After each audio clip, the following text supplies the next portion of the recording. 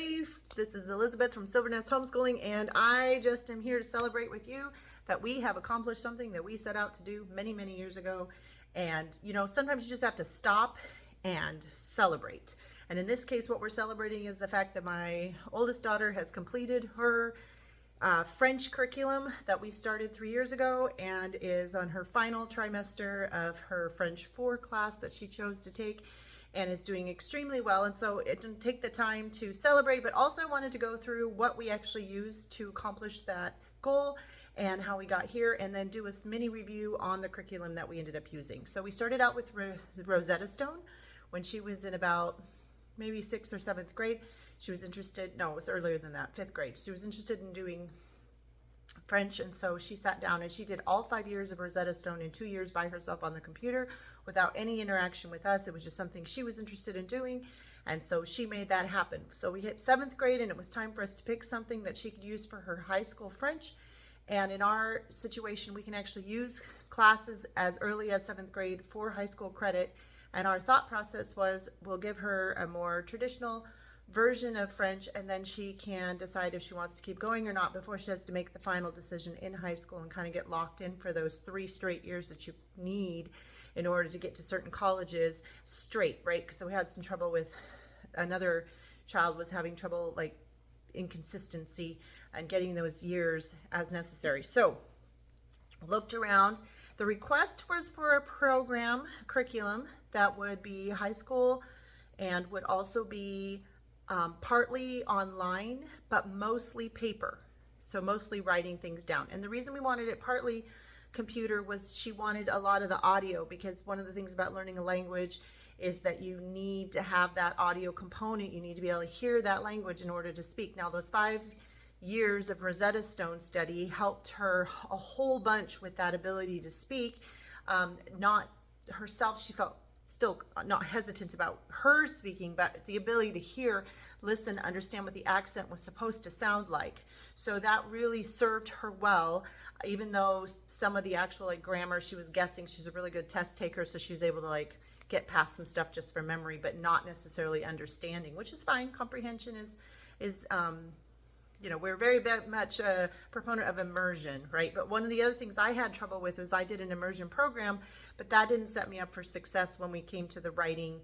And so I only could go so far when I was in college. In fact, I was asked by my teacher, "You're done. You need to step out of French." So we wanted to make sure she did get that written component. So we found that doing it by hand was easier for her brain and easier for us to have that balance. So what we ended up discovering and using was Breaking the French Barrier. They do have a Spanish, Breaking the Spanish Barrier as well.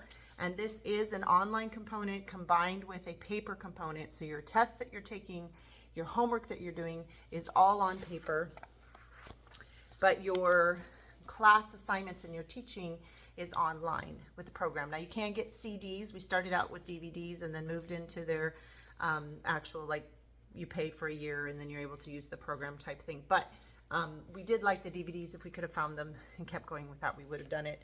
It's been around for a little while, so we actually did pull out this teacher's manual that we found online. So if you didn't want to use the component back in the day, they actually had an actual manual that you could use. So how does the program work? You watch the video, the teaching, you have practice on the computer, click, click, click, click to get the right answers, and then you go to the homework in the workbook to write it down and see if you understand the information. At the end of the chapter, then you take an exam. And I have a background in French, but not enough as she's gotten into the older levels for me to correct all of the information. So the books do have all of your test answers and your paper answers. This is actually from level 2, so they have 3 levels. And all of the things that you need, these are her tests, but like the answers are right there, except the final exam is a question, paragraph question. And so for those, it is a little more difficult to grade them because the student is being asked an essay question and they're responding. So if you don't understand the grammar yourself, that one component can be a little difficult. And so what we agreed to do was go ahead and give her a bonus point for every sentence that she took the time to write down there. So we just turned all of that into extra credit to help offset what she was learning. We did meet with a French teacher. Actually, got to meet with my high school French teacher and go over the curriculum, and she was very impressed with it. And the one thing that we didn't expect. We got through that first year, and she made it through the whole first year with that Rosetta Stone background, and she kind of breezed through it. But then when we hit the second year, it got a little more tricky. And so we met with her, and she said, you know what, actually, this is going really fast. And you guys should probably slow it down and make sure you're adding in the fun components and the, which we were doing some of that.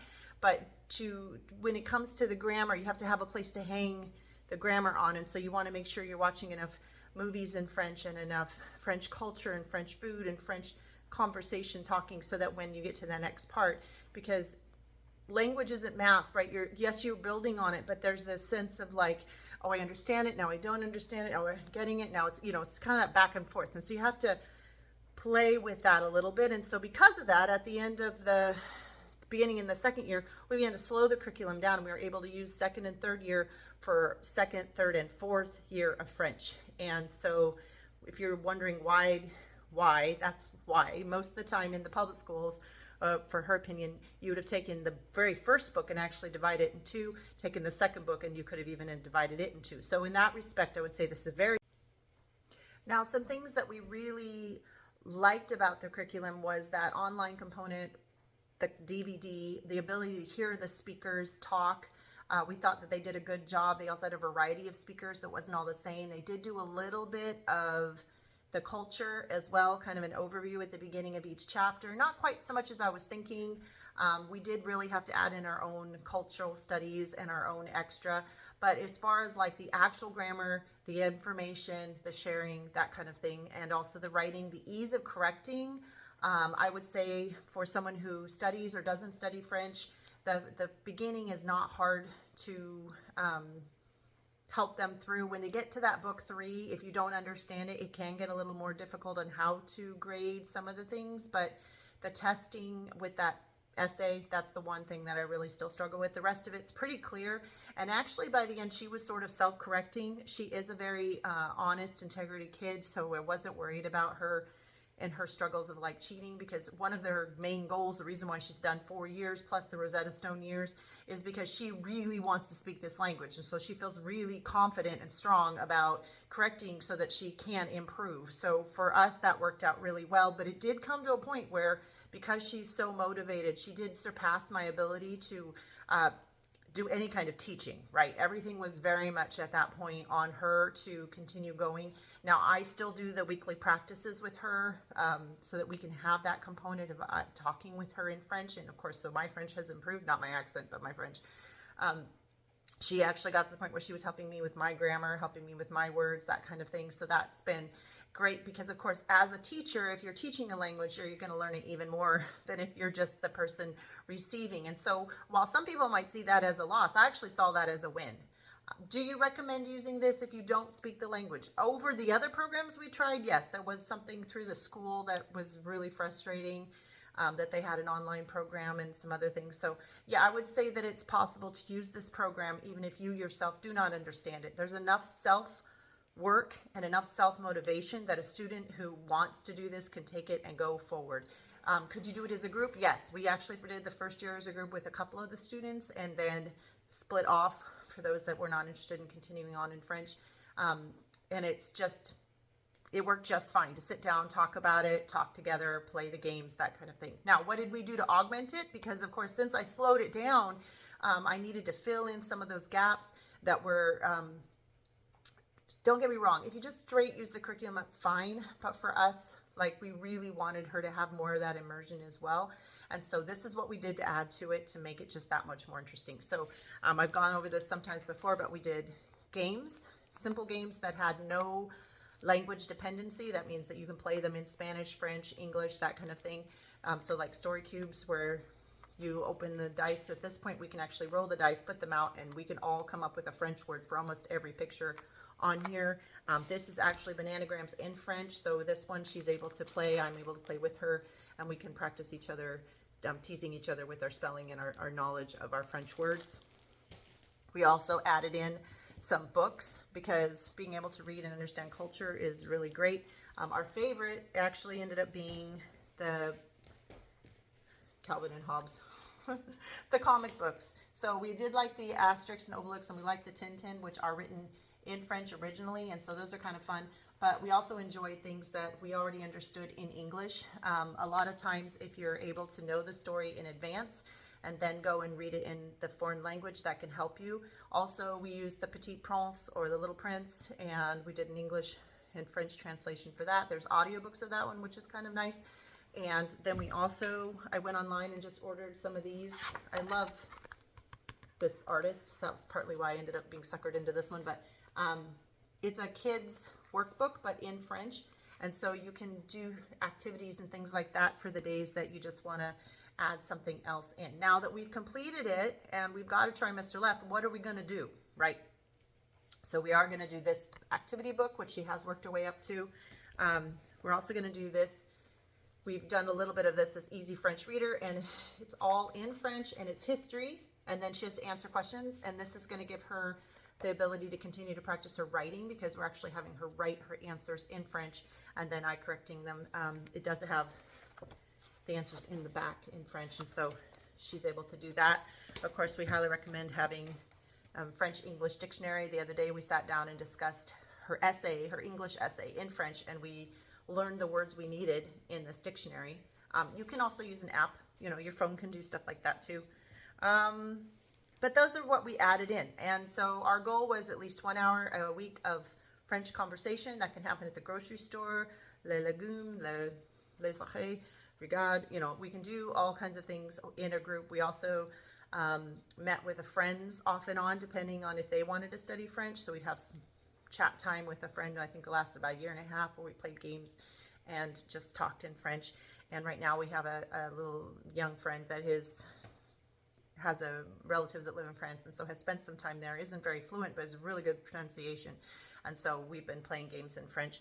And that I think the games take off the pressure of what to talk about, right?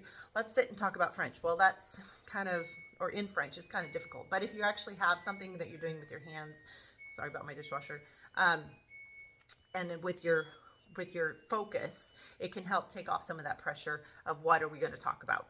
All right, so what did I not like about the program?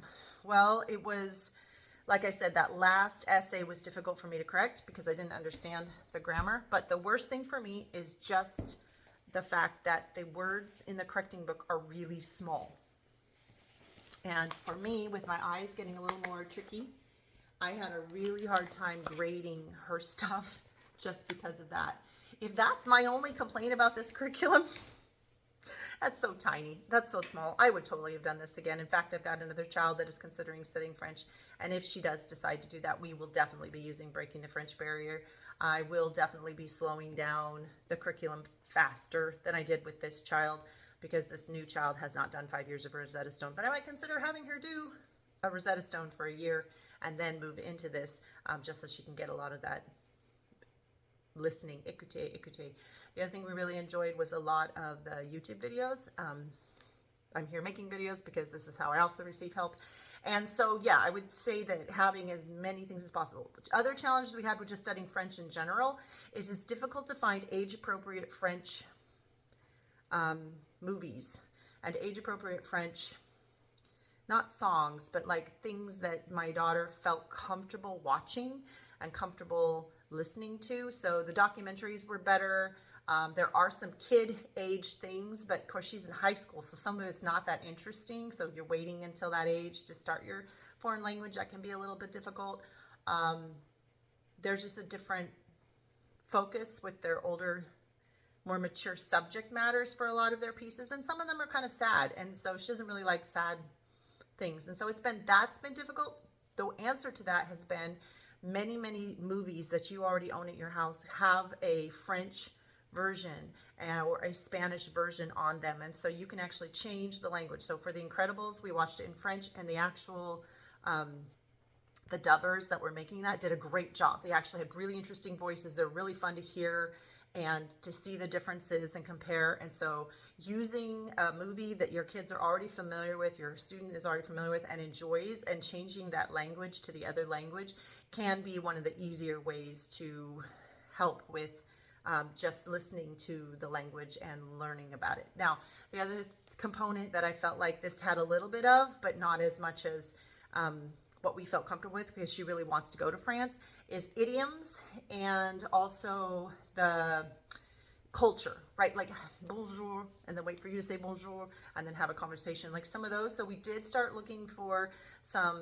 various documentaries and biographies of people who have gone to France or talking about French culture today, so that we can, change up not just that we are saying things like we would say them in America, but also the way that we would say them in French, and in a way that the people from France would understand that. For example, one of the challenges is they don't necessarily make a lot of friends. They have very close, healthy, deep relationships, and not a lot of surface relationships, where in America we tend to say hi to people, we tend to share our names with people, our jobs, our careers, all the things that we do, and we make friends and let them go pretty easily. We're just friendly.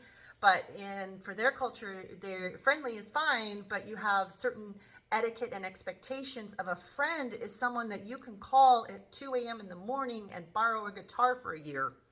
Like, they're your friend, right? So I have friends like that. Thank you, all my friends like that. But most of our acquaintances and most of the people that we meet, we don't have those kinds of connections. And so knowing that when you go in, knowing that bonjour and waiting for the other person to reply is polite. And when you skip that, or you treat someone who is a waiter as less important in their culture, everybody is very important. In fact, the weaker jobs are considered even more important. You want to honor them even more. And so there's this expectation of politeness. And if you're rude, then they will be rude back to you, because you need to learn your manners, right? But in our culture, that would be rude, the way they're responding. And so knowing those things, being able to search out those things. And so I really love YouTube videos that are by creators from France teaching English.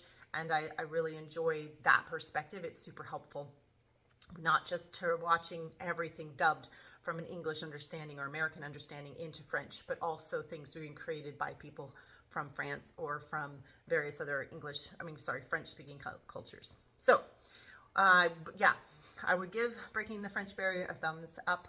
I don't know as much about the Spanish, but I assume it's worked the same way. And the people that I have talked to that have listened to it have said that it sounds good. I think they did Spanish first and French was second. Is French the most useful language in the world for your family and the decisions that you're making? Maybe, maybe not. In our household, both my husband and I studied French, and we live near Canada, so we have more of an opportunity to use our French than maybe some other people do. And we have, of course, her goal to go to France. And so the final thing we did in order to kind of get a sense of how well did she do is we took some college test workbooks from the library, and she's been working her way through those exams so that we have a marker factor for the beginning of this trimester, and then she'll take them again at the end of the trimester, and we'll just see where she's improved on that. But I can say right now that I could not have asked for more of a sign that she understands what she's doing. She's reading The Hobbit in French, which is really impressive to me, and she's able to write, short stories in French that are about 15 to 20, 30 sentences. And I can tell you, after my 3 years of high school French and my 1 semester of college French, I could never have done any of those things. So my husband took a year of college French, and he was able to read in French. And so, just those markers, there's always something more to learn. There's always something more to try. Cooking, all the fun things. Make sure we're putting enough fun in learning the language, because learning language is hard and it's tiring and it's exhausting for the brain. If you're not gifted at it, like I'm not, I had to work hard for my stuff. It's fun to be with someone who's gifted at it, but it's good for the brain. So we will continue to pursue foreign languages and other languages with our children. And I hope this was helpful to you, and I hope you have a great day, and we will see you soon. Bye.